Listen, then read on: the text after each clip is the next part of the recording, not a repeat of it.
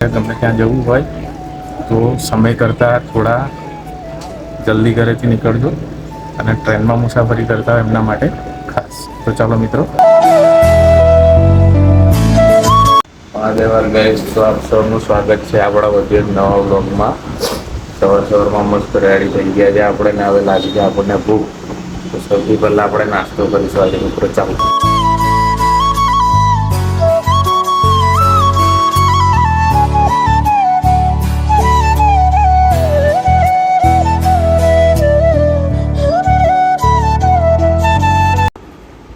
Guys, આજે તો સવારમાં બહુ ભૂખ લાગી હતી તો આપણે નીકળી ગયા હતા નાસ્તો લેવા માટે. તો સરસ મજાનો નાસ્તો લઈને આવી ગયા છે. સેવમાં રસો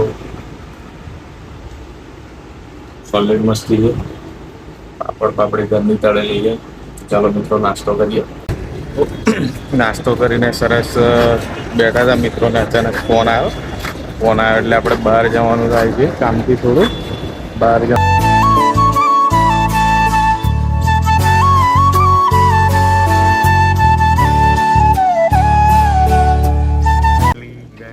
અઢીથી 3 કલાક રેલવે સ્ટેશન પર વેટ કર્યા પછી મારી ટ્રેન આવી ગઈ ને અમે ફાઇનલી ટ્રેનમાં બેસી પણ ગયા.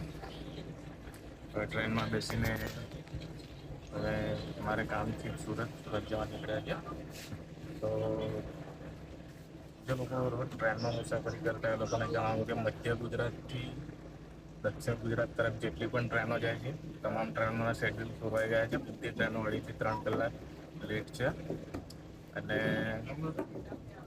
જ્યારે હમણાં યુદ્ધની પરિસ્થિતિ છે ત્યારે દેશના મોટા મોટા નેતાઓ એવી વાત કરે છે કે તમે પ્રાઇવેટ જે વાહન વ્યવહાર પોતાના ઘરનું છે એને ના વાપરો ને જે સરકારી મતલબ તમે ટ્રેનનો કે બસનો ઉપયોગ કરો, જેથી આપણે દેશમાં જે પેટ્રોલ અને ડીઝલની જે અછત છે એમાં થોડો ફેરફાર થાય. દેશના નેતાઓ વડે એવું કહી રહ્યા છે કે તમે મતલબ મુસાફરી માટે બસ ટ્રેનનો ઉપયોગ કરો, ત્યારે ટ્રેનના ટાઈમનું તો કોઈ ઠેકાણું છે જ નહીં.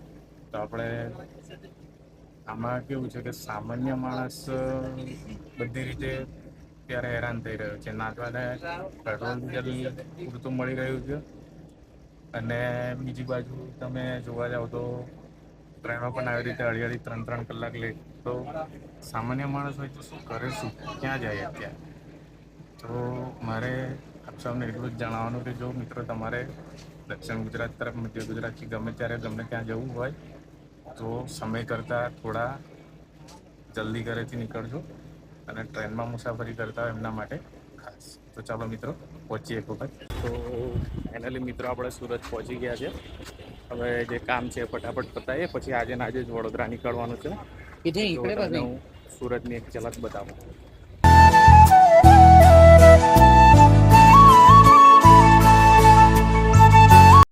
સો ફાઇનલી ગાઈસ, આપણે સુરતમાં જે કંઈ કામ હતું તે પતાવીને આપણે ફરીથી રેલવે સ્ટેશન આવી ગયા છે. હવે ફરી આપણે ટ્રેનમાં બેસીને નીકળી જઈશું વડોદરા. જો તમને સુરતમાં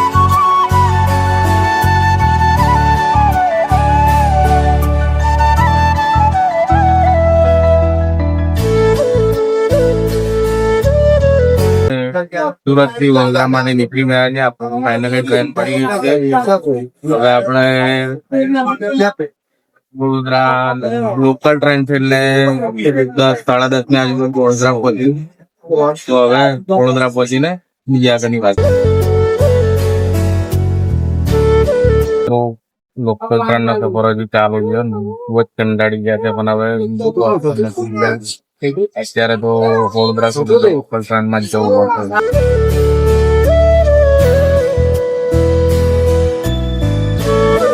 ફાઇનલી ગાઈસ, આપણે લોકલ ટ્રેનનો 4-4.5 કલાકનો સફર પૂરો કરીને આપણે પહોંચી ગયા છે વડોદરા. જો તમે જોઈ શકો છો વડોદરાનું રેલવે સ્ટેશન. ગાઈસ, આપણે ફાઇનલી વડોદરા પહોંચી ગયા છે. 11 વાગ્યાનો સમય છે. ટ્રેનનો સફર 4.5 કલાકનો લોકલ ટ્રેન. જો મિત્રો તમને ના ખબર હોય ને કદાચ સુરત થી વડોદરા કે વડોદરાથી સુરત જ આવવાનું હોય તો બને ત્યાં સુધી લોકલ ટ્રેનનો સફર ટાળવું. પણ આજે તો 3-4 કલાક ટ્રેનો બધી ડીલે હતી એટલે મારે કમનસીબે મારે લોકલ ટ્રેનમાં જ આવવું પડ્યું. 7:06:50 જેવો હું સુરતથી ટ્રેનમાં બેઠો હોઈશ ને લગભગ 10:55-54 હું વડોદરા ઉતર્યો. એટલે 1.5 કલાકની સફર જ્યારે તમને કોઈ 4 કલાકમાં પૂરી કરાવે તો તમને કદાચ ખબર જ હશે કે કેવો અહેસાસ થાય. આજે તો પૂરેપૂરું મતલબ થાકીને ખુશ થઈ ગયા છે એકદમ. અને તમે જો તો વડોદરાથી આપણે નીકળ્યા, સુરત ગયા. સુરત આપણું કામ પતાવ્યું, ફટાફટ પાછા સુરતથી નીકળીને આવ્યા. હજુ જમવાનું પણ બાકી છે મિત્રો. અને હજુ પણ જે લોકો ટ્રેનમાં મુસાફરી કરે છે એ લોકો માટે ખાસ કહેવાનું મિત્રો કે આજે હું વડોદરાથી સુરત ગયો હતો. જે પણ ટ્રેનનો ટાઈમ હોય, દરેક ટ્રેન 3 કલાક સુધી ડિલે છે. તો જો તમે ટ્રેનમાં મુસાફરી કરવાના હોવ કે કરતા હોવ તો ઘરેથી થોડા વહેલા નીકળો અને ટાઈમે તમે તમારો પોતાનો સફર પૂરો કરો. બાકી મધ્ય ગુજરાતથી દક્ષિણ ગુજરાત તરફ જતી તમામ ટ્રેનો 3 થી 4 કલાક ડિલે છે.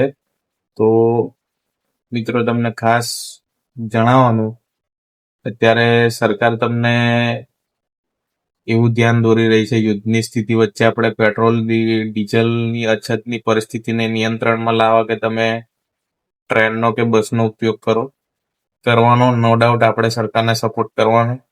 પણ મિત્રો સાથે સાથે આપણે જે આપણો ટાઈમ સાચવવાનો છે એ ટાઈમ સાચવવા માટે ઘરેથી થોડા જલ્દી નીકળો જો તમે ટ્રેનમાં સફર કરતા હો તો. આજે તો બહુ થાકી ગયા છે ને હજુ જમવાનું પણ બાકી છે. તો મિત્રો મળીએ હવે આપણે નેક્સ્ટ વ્લોગમાં. આજના માટે આટલું જ.